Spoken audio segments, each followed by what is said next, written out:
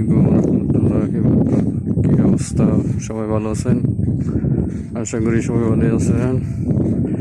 এই যে আমার কলা খেতের দেখেন কি অবস্থা। কলা খেত এখন এটা 3 নাম্বার কাজ চলছে, তো এর লেগে কলা খেতের এই অবস্থা। মানে প্রথম কাজ হইলে ভালোই হয়, 3 নাম্বার কাজে মানে একবারে নর্মাল হয়। এর লেগে উড়াই ফেলতেছি, আবার নতুন করে লাগাবো।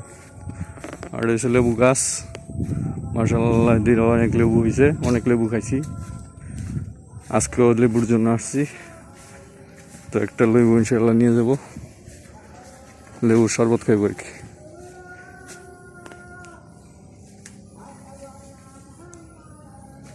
এটা হচ্ছে কলা গাছ।